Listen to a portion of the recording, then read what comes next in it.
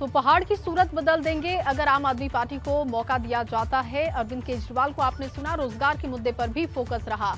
लेकिन आज रविवार का दिन था, लेकिन सियासी पारा बेहद हाई रहा।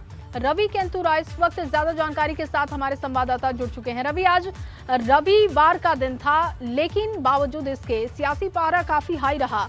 भारतीय जनता पार्टी की तरफ से जन आशीर्वाद यात्रा निकाली गई, दूसरी तरफ आम आदमी पार्टी की तरफ से 6 बड़े वादे किए गए, तिरंगा यात्रा भी निकाली गई। विस्तार से जानकारी दीजिए।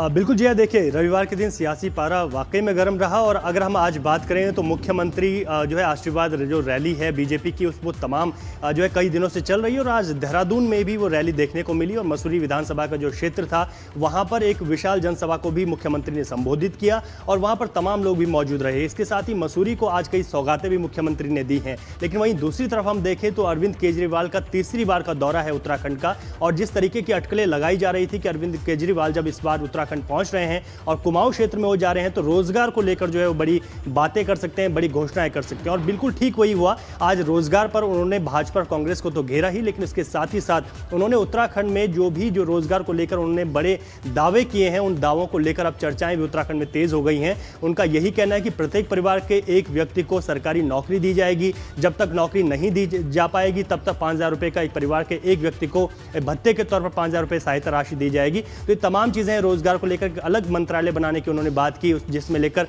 स्वरोजगार को लेकर प्लान बनाए जाएंगे। और जिस तरीके से पलायन हुआ है, जो लोग यहां से बाहर गए हैं वो अगर वापस उत्तराखंड लौटते हैं तो उनके लिए क्या कुछ स्कीमें हो सकती हैं, ये तमाम चीजें हैं। तो हम कह सकते हैं कि पूरी तरीके से चुनावी मोड में, चुनावी रंग में उत्तराखंड है। ऐसे में जहां बीजेपी और कांग्रेस, तो कांग्रेस अपनी परिवर्तन यात्राएं निकाल रही है, बीजेपी आशीर्वाद रैली निकाल रही है, और वहीं अरविंद केजरीवाल यानी कि आम आदमी पार्टी जो उत्तराखंड में अपनी जमीन को मजबूत करने में लगी हुई है, वही लगातार अब उत्तराखंड में बड़े बड़े दावे और वादों के साथ बिल्कुल मास्टर कार्ड हम जिसे कह सकते हैं वो रोजगार को लेकर आज एक बार फिर से अरविंद केजरीवाल ने खेला है, क्योंकि तीसरा दौरा था उनका। और अभी भी उन्होंने कहा है जाते जाते कि अब जब वो आएंगे तो चाहे मोहल्ला क्लिनिक हो या फिर जो भी दिल्ली का मॉडल है उसी मॉडल के हिसाब से और बड़ी घोषणाएं भी करेंगे। तो जनता के बीच समय है और ऐसे में चुनावी पारा हाई रहेगा उत्तराखंड में। और जिस तरीके से आम आदमी पार्टी की तरफ से वादे किए गए हैं, उसके बाद अब रिएक्शन क्या होता है बीजेपी की तरफ से, कांग्रेस की तरफ से, देखना होगा। बहुत शुक्रिया आपका तमाम जानकारी के लिए। वहीं उत्तराखंड के राज्यपाल बनने के बाद गुरमीत सिंह पहली बार उधम सिंह नगर के दौरे पर हैं। इस दौरान राज्यपाल के साथ मुख्यमंत्री पुष्कर सिंह धामी सहित जिले भर के तमाम जनप्रतिनिधि मौजूद रहे। राज्यपाल और सीएम पुष्कर सिंह धामी नानक मत्ता गुरुद्वारा पहुंचे। इस दौरान राज्यपाल और सीएम पुष्कर सिंह धामी ने झाड़ू लगाकर सेवा भी की। तो वहीं इसके साथ दोनों ने नानक मत्ता गुरुद्वारे में मत्था टेका और इसके साथ साथ राज्यपाल ने गुरुद्वारा कमेटी के पदाधिकारियों से भी मुलाकात की। वो तस्वीरें आप देख रहे हैं, जिसके जरिए नानक मत्ता दौरे के बारे में आप समझ पा रहे हैं। राज्यपाल जब पहुंचे तो वहां पर झाड़ू लगाकर उन्होंने सेवा की।